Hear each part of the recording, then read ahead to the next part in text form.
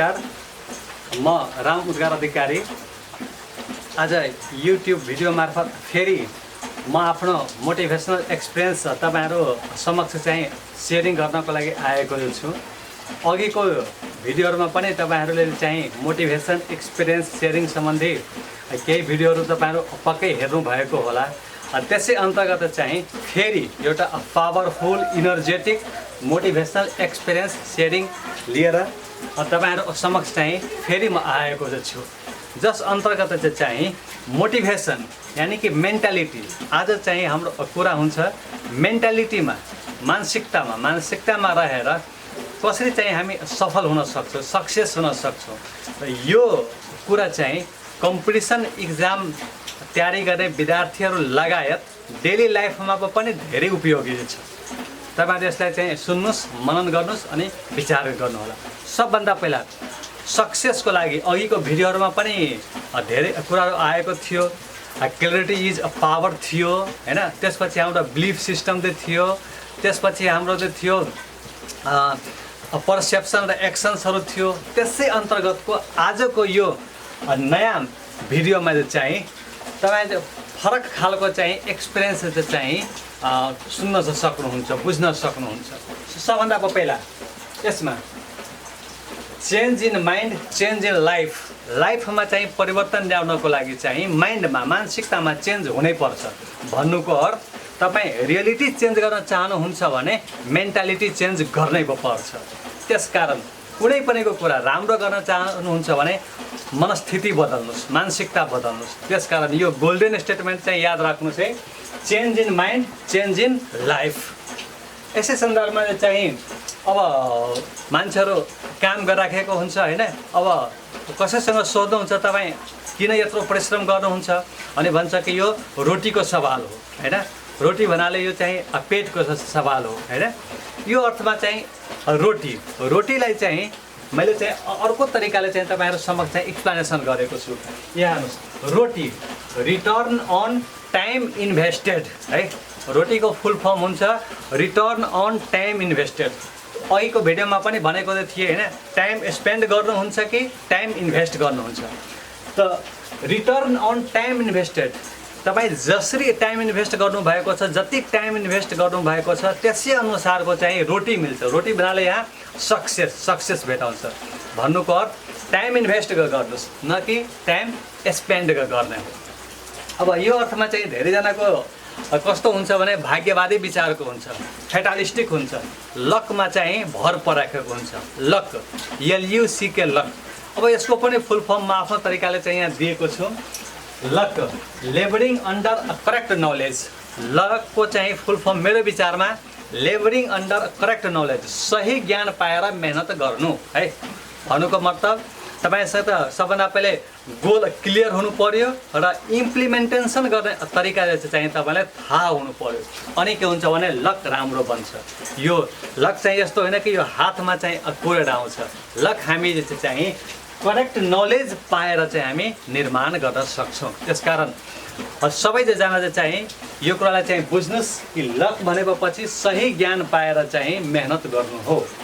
अब यो सन्दर्भमा चाहिँ दुईवटा चाहिँ वर्ड तपाईहरु समक्ष राख्छु है। यो चाहिँ जापानिज एडमिनिस्ट्रेसनबाट लिएको हो। जापानको प्रशासनमा चाहिँ यो दुईवटा शब्द चाहिँ धेरै प्रख्यात छ, जुन कुरालाई म यहाँ दिइराखेको छु। एउटा छ होसिन केनेडी। होसिन केनेडी, होसिन भन्नाले जाने कहाँ, यो कुरा स्पष्ट हुनु पर्यो कि कहाँ जानु छ। केनेडी अनि जाने कसरी, त यो दुईवटा कुरालाई मिलाएर हामी सक्सेसतर्फ जान सक्छौं है। होसिन जाने कहाँ चाहिँ जानु छ, डेस्टिनेसन के हो, यो चाहिँ क्लियर हुनु पर्यो।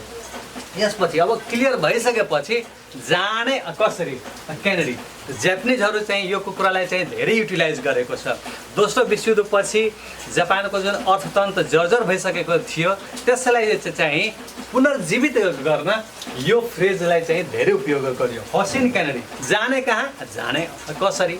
अर्को फ्रेज काइजन, धेरै साथीहरुले चाहिँ यो नाम सुन्नु भएको होला। काइजनमा चाहिँ दुईवटा चाहिँ यो मिलेर बनेको छ। एउटा काइ, एउटा चाहिँ जेन। काइ भन्नाले चाहिँ लगातार, कन्टिन्युअस है, लगातार।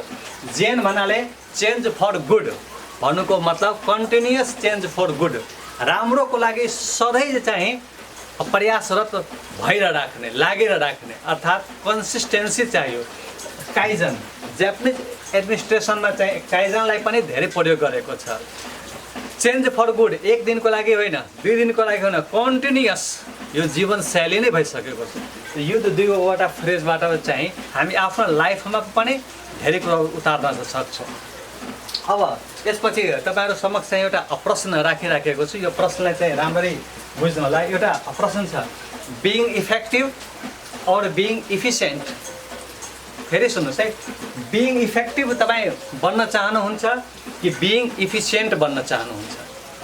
इफेक्टिभ, इफिसियन्ट, यसैलाई चाहिँ डुइङ द राइट थिङ्स अथवा डुइङ थिङ्स राइटली भन्नुको अर्थ तपाईँ जस्तो चाहिँ सही काम गर्न चाहनुहुन्छ कि कामलाई सही गर्न चाहनुहुन्छ? यो दुईवटा कुराले चाहिँ हाम्रो मेन्टालिटी चाहिँ क्लियर गर्छ। यदि हामी सही ढङ्गले सोच्छौँ र सही ढङ्गले कार्यान्वयन गर्छौँ भने बिइङ इफेक्टिभ चाहिँ राम्रो हो। यो राम्रो हो, being effective, doing the right things है, सही कामै गर्ने, न कि कामलाई चाहिँ सही बनाउन आफ्नो ऊर्जा खर्च गर्ने। यसकारण बिइङ इफेक्टिभ भन्नुहोस् है। र यसको रणनीति यस्तो छ, यो रणनीतिमा जानको लागि तपाईँले के गर्नुपर्छ भने सक्सेसको लागि एउटा चाहिँ हाम्रो प्लानिङ चाहियो, स्ट्राटेजी चाहियो है। त्यो स्ट्राटेजी चाहिँ 3 स्टेपमा चाहिँ ल्याउनुहोस्। सबभन्दा पहिले अहिले हामी कहाँ छौँ, अहिले हामी कहाँ छौँ, कुन पोजिसनमा छौँ, यो कुरालाई चाहिँ अलवेज चाहिँ ख्याल गर्नुहोस्, मनन गर्नुहोस्। यसपछि जाने कहाँ, जानुको कहाँ छ है, कहाँ चाहिँ जानु छ, यो कुरालाई पनि हामी कपीमा लेखेर राखौँ, आफ्नो मनस्थितिमा लेखेर राखौँ। त्यसपछि कसरी जाने, थर्ड स्टेपमा आउँछ अब एक्जिक्युसन आयो, कसरी जाने। यो 3 स्टेपलाई चाहिँ तपाईँ स्ट्राटेजीमा बनाएर राख्नुहोस्। अहिले कहाँ छौँ, जाने कहाँ छ र कसरी जाने। यो स्ट्राटेजीले तपाईँले के गर्छ भने मेन्टालिटी चेन्ज भइसकेपछि लाइफमा पनि चेन्ज ल्याउँछ। भन्नुको अर्थ के हो भने रियालिटी चेन्ज गर्नको लागि मेन्टालिटी चेन्ज गर्नुपर्छ, होइन त? यो गोल्डन स्टेटमेन्ट थियो। अर्को golden statement, input determines output. Input determines output, माइन्डमा हामी जे राख्छौँ त्यही बाहिर आउँछ। गार्बेज इन गर्छौँ, गार्बेज आउट हुन्छ है। नेगेटिभिटी इन गर्छौँ, नेगेटिभिटी आउट हुन्छ। पोजिटिभिटी इन गर्छौँ, पोजिटिभिटी आउट हुन्छ। भन्नुको मतलब हामी मस्तिष्कमा, दिमागमा, मनमा के राख्छौँ त्यही बाहिर आउँछ। इनपुट डिटरमाइन्स आउटपुट, यो गोल्डन स्टेटमेन्ट तपाईँहरू चाहिँ एकदम ध्यान दिएर बुझ्नुहोस् र यसलाई लागू गर्नुहोस्। इनपुट डिटरमाइन्स आउटपुट, आउटपुट जहिले पनि भर पर्छ इनपुटमा, सक्सेस जहिले पनि भर पर्छ तपाईँको मेन्टालिटीमा। यसकारण इनपुट डिटरमाइन्स आउटपुट। अनि यसै सन्दर्भमा चाहिँ एउटा अझै छ, quality of time that you have invested will determine the quality of roti है। भन्नुको मतलब क्वालिटी अफ टाइम जुन तपाईँले इन्भेस्ट गर्नुभएको छ है, टाइम त इन्भेस्ट गर्ने तर क्वालिटी टाइम इन्भेस्ट गर्ने। जति क्वालिटी टाइम इन्भेस्ट गर्छौँ will determine the quality of roti. भन्नुको मतलब जति क्वालिटी टाइम इन्भेस्ट गर्छौँ त्यसले चाहिँ निश्चित गर्छ, सुनिश्चित गर्छ क्वालिटी अफ रोटी है, रोटीको क्वालिटी यानि कि सक्सेसको क्वालिटी। यसकारण अघिको भिडियोमा पनि तपाईँहरू समक्ष भनेको थिएँ, are you spending your time or are you investing your time. Time यदि क्वालिटी तरिकाले इन्भेस्ट गर्छौँ भने क्वालिटी रोटी आउँछ, क्वालिटी सक्सेस आउँछ। र यसको भाइस भर्सा पनि छ, टाइमलाई चाहिँ हामी क्वालिटी तरिकाले स्पेन्ड गर्छौँ भन्ने लाइफमा पनि क्वालिटी मिजरेबलहरू आइहाल्छ। यसको कारण टाइमलाई क्वालिटी तरिकाले इन्भेस्ट गरौँ।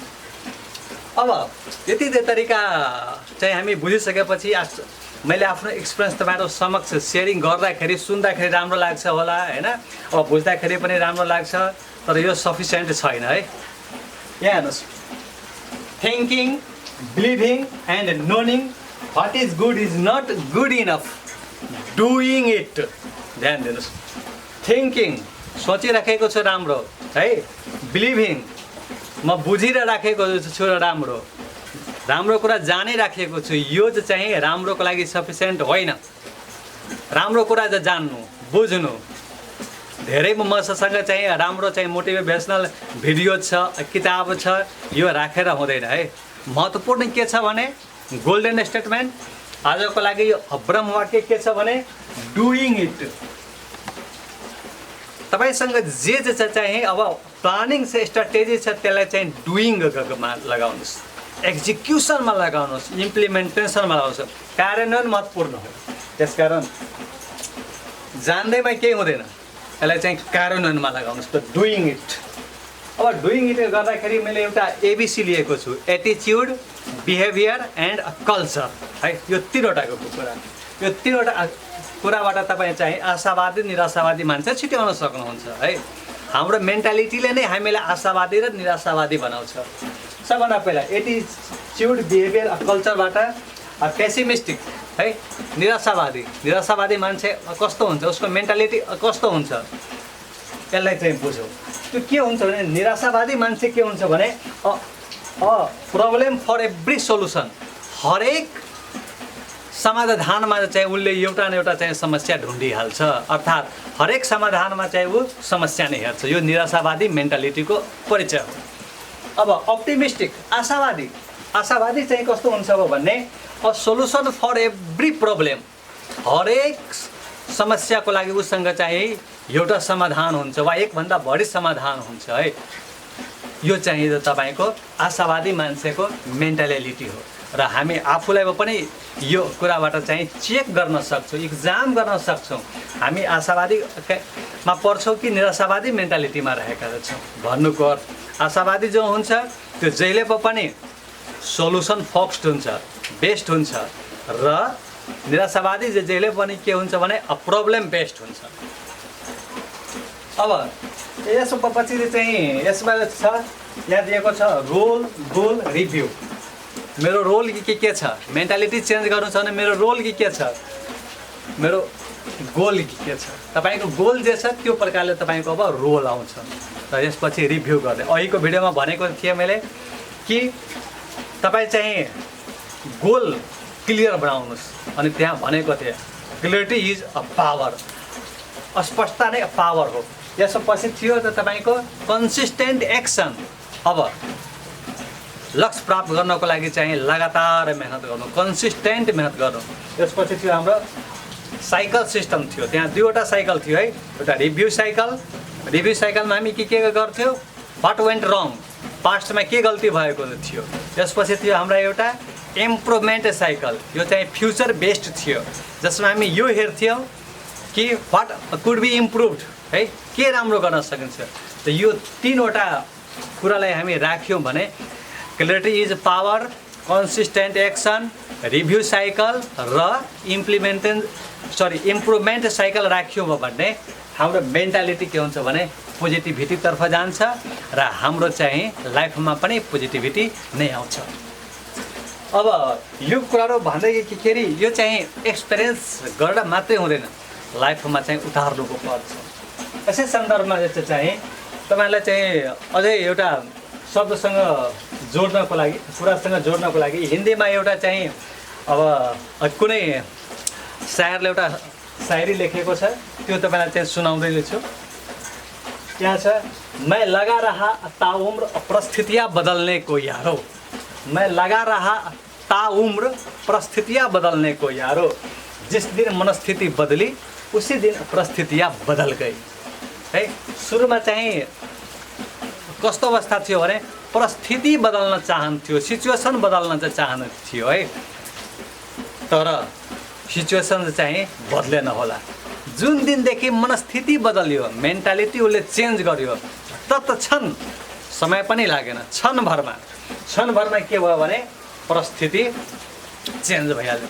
भन्नुको मतलब अघिको नै गोल्डन स्टेटमेन्ट फेरि आउँछ, change in mind change in life. मानसिकतामा तपाईँ परिवर्तन ल्याउनुहोस्, परिस्थिति चाहिँ आपसे आप चाहिँ परिवर्तन हुन्छ। त्यसैले तपाईँहरूको लागि फेरि एउटा गोल्डन स्टेटमेन्ट चाहिँ तपाईँलाई दिँदैछु। आजको यो मोटिभेसनल एक्सपिरियन्स सेयरिङबाट एउटा गोल्डन स्टेटमेन्ट फेरि तपाईँहरू पाउनुहुन्छ। डोन्ट चेन्ज द परिस्थिति, चेन्ज द मनस्थिति। यसलाई बुझ्नुहोस् फेरि, डोन्ट चेन्ज द परिस्थिति। परिस्थितिलाई चाहिँ चेन्ज गर्न चाहिँ बढी ऊर्जा खर्च नगरौँ। केमा ऊर्जा हामी खर्च गरौँ त, अर्थात् इन्भेस्ट गरौँ त चेन्ज द मनस्थिति। मनस्थिति चेन्ज गर्नमा चाहिँ हामी ऊर्जा खर्च गरौँ। त्यसरी आजको गोल्डन स्टेटमेन्ट फेरि दोहोऱ्याउनुहोस् त, डोन्ट चेन्ज द परिस्थिति, चेन्ज द मनस्थिति। अब मोटिभेसनल एक्सपिरियन्सेस सेयरिङलाई चाहिँ अझै म अगाडि बढाउँछु। यहाँ मैले चाहिँ लेखेको छु, dream is what we see, reality is what we execute. हामी जे हेर्छौँ त्यो सपना हो है। अब कोही कोही त दिवा स्वप्न पनि हेरिराखेको हुन्छ, आँखा खोलेर पनि धेरै सपना हेर्छ होइन। सपना हेर्दैमा चाहिँ त्यो कुरा चाहिँ जीवनमा प्रकट नहुन पनि सक्छ। The dream is what we see, सपना के हो त, हामी जे हेर्छौँ त्यो सपना हो। Reality is what we execute, वास्तविकता के हो त, वास्तविकता के हो जसलाई हामी एक्जिक्युट गर्छौँ, जुन प्लानिङलाई कार्यान्वयन गर्छौँ, जुन स्ट्राटेजीलाई रणनीतिलाई चाहिँ हामी कार्यान्वयनमा लैजान्छौँ। यसकारण कार्यान्वयन महत्त्वपूर्ण हो। अनि कार्यान्वयन महत्त्वपूर्ण छ भने धेरैजनाको बहानाहरू पनि हुन्छ है। त्यो बहानाले चाहिँ तपाईँको कार्यान्वयनमा असर पारिराखेको हुन्छ। यसकारण you have to shift from excuses from execution. तपाईँलाई चाहिँ सिफ्ट हुनुपर्छ, चेन्ज हुनुपर्छ, त्यहाँबाट चाहिँ बदल्नु पर्छ। बहाना छोडेर तपाईँलाई केमा आउनुपर्छ त, एक्जिक्युसनमा आउनुपर्छ, कार्यान्वयनमा आउनुपर्छ। दुवैलाई ध्यान दिनुहोस् त तपाईँहरू, EX दुईटैमा कमन छ। एक्सक्युजेसमा पनि छ EX र एक्जिक्युसनमा पनि छ EX। तर एक्सक्युजेसबाट तपाईँले सिफ्ट कहाँ आउनु छ त, एक्जिक्युसनमा। जसरी काम नगर्ने बहाना हजारौँ हुन्छ, सफल मान्छेको लागि के हुन्छ भन्ने यसको उल्टा, काम गर्ने बहाना हजारौँ हुन्छ। नगर्ने मान्छेको लागि कस्तो हुन्छ त, काम यो फलानु काम नगर्ने भनेर चाहिँ धेरै बहाना हुन्छ। त्यस्तै प्रकारले जुन विनर हुन्छ, जुन पोजिटिभ मानसिकताको हुन्छ, उसँग के हुन्छ भने काम गर्ने हजारौँ बहाना हुन्छ। त बहाना बनाउने छ भने पोजिटिभ बहाना बनाउनुहोस्। बहाना बनाउनुहोस् तपाईँ एक्जिक्युसनको लागि, न कि एक्सक्युजेसको लागि। अब चाहिँ यो सुरुमा जुन म टपिक उठाएको थिएँ त्यसैसँग सम्बन्धित छ, you can not see change until you change the way you see. तबसम्म तपाईँ जीवनमा परिवर्तन हेर्न सक्नुहुन्न जबसम्म तपाईँ चाहिँ आफ्नो हेर्ने त तरिका, हेर्ने भन्नाले यहाँ सोच्ने त तरिका जबसम्म चेन्ज गर्नुहुन्न। यो चाहिँ गोल्डन स्टेटमेन्ट याद राखौँ, you can not see change until you change the way you see. जबसम्म तपाईँ नजरिया चेन्ज गर्न सक्नुहुन्न तपाईँको सिनारियो चाहिँ चेन्ज हुँदैन। यसै कारण तपाईँ आजदेखि नजरिया पोजिटिभिटी राख्नुहोस्, तपाईँको लाइफमा पोजिटिभिटी पक्कै देखा पर्छ र यसको भाइस भर्सा पनि रहेको छ।